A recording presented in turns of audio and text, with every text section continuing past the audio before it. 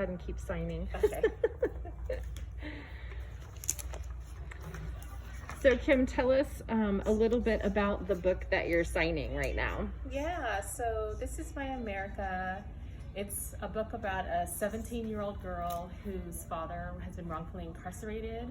And she's been fighting for the past 7 years to try to free her father.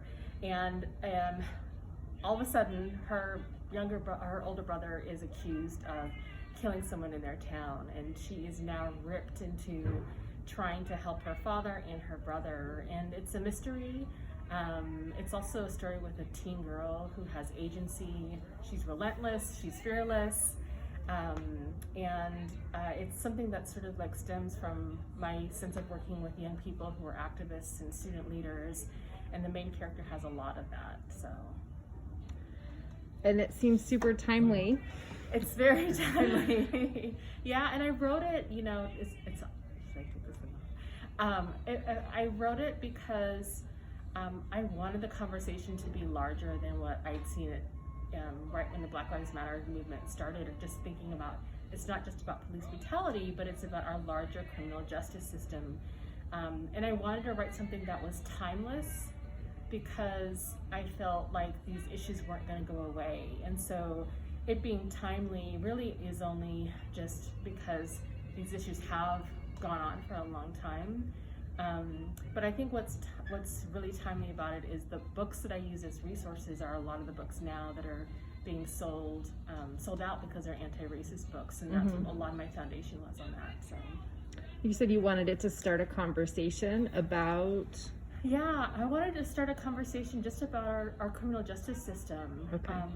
And, you know, just the roots of racism and bias, because so much of what has happened, in particular in this story, but if we look at, you know, larger issues of criminal justice, is targeting, or that sort of immediate bias where people don't get the benefit of the doubt, they don't get the support through juries, and they're sort of looked at as, you know, they already have a record, and so of course they're guilty. And so that's the kind of conversation that I really wanted to have. I also wanted it to be a story that would leave someone with a call to action. So for people to feel like, I can do something. I can write a letter to support, you know, looking at a new law, or to ask my legislature to do something different about the law, to run a workshop, to have conversations about race, which is what happens with the main character and one of her friends, is that we can all be involved in ways to make our society a better place and treat each other as humans. So that was sort of my thinking in it. What was the hardest part about writing this book? I think the hardest part was because I wanted to cover so many themes. And, you know, during the time, I really struggled with the internal monologue that goes in my head that people wouldn't believe what I was saying. So I have some very direct things that I talk about in the book that are real things, not only just in terms of me knowing about, but my research and all the innocent cases that I've studied and researched in it, looking at white supremacy. A lot of it are things that people just did, you know, people in general didn't really believe were still occurring. And I think for me that was the hardest part, was fighting through the voices in my head that say maybe it's too much because people might not be able to take my message. And I'm glad that I fought it, because right now it's all the issues that people are paying attention to it. We're seeing it very visible in a lot of different ways.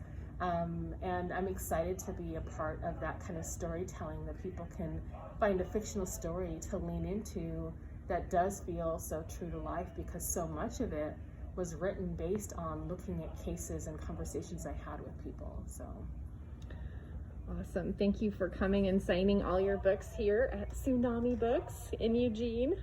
Is there any other thing you want to plug for yourself right now, or? I'm continuing to do lots of events. People can find me at Casey Johnson Writes, and I'm working on my second book. So ooh, what's that one about? That one's a historical fiction, and it deals with redlining and looking at suburban dreams. So ooh, nice. And so Casey Writes is the letter K and the letter C.